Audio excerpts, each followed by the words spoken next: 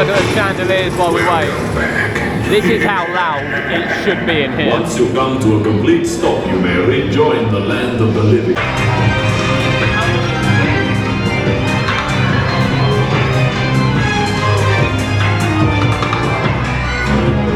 Looking good and loud.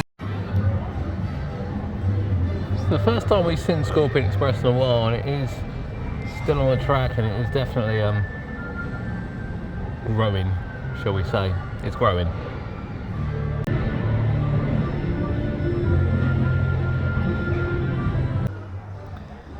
It would certainly require a lot of work. We've had a lot of rumours and things.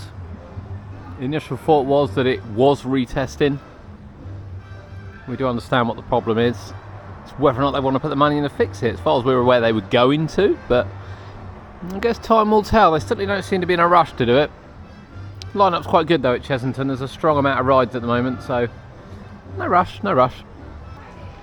As you can see, the sign isn't on. The sign has been on for quite a long time, but it's not now. But we've got pallet trucks and things down there. Whether or not they're related to ride parts, it's a bit difficult to see. The house lights are on inside of Toon Blaster.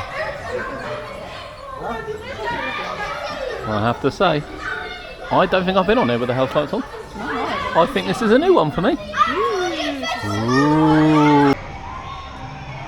We said they're doing quite a lot of work to the fascia, and we will check that out shortly. However, this is now closed for an extended period of time, seemingly only open at weekends. So although it is off-peak today, rides like Tiger Rock, which we've just been on, and Rattlesnake and Zufari are indeed open, but Temple of Mayhem seems to be a little bit of a casualty. Now, it does say about a shortage of balls. There's quite a few balls sort of kicking around in the bottom, and there's no doubt that these balls get sort of trampled and damaged, and very often end up out here and things. Not super expensive. I wouldn't think that's the reason why it's closed. But it is quite good. There's a family there asking what their Litlands can do. This is the kind of thing that their Litlands would be doing. And you can see now it's all been painted grey. The fascia sort of hasn't been put back on it. The long hair hasn't been done. So I'd imagine it's just sort of general maintenance on the ride. Or attraction, sorry. I think arguably it's quite a simple attraction to keep open and running, but everything needs some love sometimes. Currently closed, Temple of Mayhem. Now, if I had to have a bet, I would imagine with the school groups that are here at the moment, that's the reason why the fountain's off. New since our last visit is the hole-in-one. Just inside of the main entrance up the top, which is actually open today, although I did park in the bottom car park. We didn't come through there. That is actually open today. Nice little game. A word of warning if you are coming down to Zufari, ride into Africa. The bridge that currently connects it back to Forbidden Kingdom is closed. I believe there's going to be some works going on the flooring, would be my guess. But it's quite a permanent looking fence that's been put up. The other side is not so permanent, in fairness. We will show you that as we walk back round. But the walk means that you need to go down through Wanyama village, all the way round, and then up to Zufari. And then once you're here, obviously, you need to take the reverse route to get back. So just plan it into your day if you're coming to experience Zufari.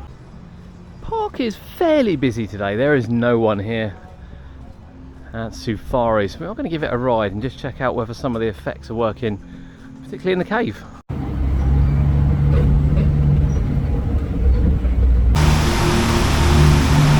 Okay, so we've got waterfalls this side, but we have gone straight through the tunnel, or the cave. It does now look like the Room on the Broom interactive experience may have run its course. We did wonder whether or not it was going to be slightly refurbished or changed, but kind of all notice of it has disappeared. What they put here will be quite interesting. The World Learning Centre is at the back of it. Used to have a little shop at the front. They've had all sorts of things here. Interesting to see what they do over the next couple of months. The mouse is turning. I haven't seen him turn in ages.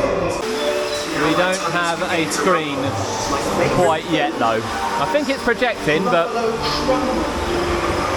oh, it's definitely projecting. The mist is proper back on as we walked in there, which is great to see as well. Just while we go and have a look at the other side of Zufari, it is worth noting he asked if we wanted a longer cycle. We all said yes, because only about 8 of us on there. We actually got a longer cycle, which I don't think I've ever had on Croc Drop. There we go. Right, as we approach down Zufari this side, it does look like they've done some tree work actually. You can see that from the top of Croc Drop. And you'll see the sign which is greeting with. So it is a little bit awkward because the ride sign is here for queue time. There isn't one on the other side, and there actually isn't one at the ride anymore.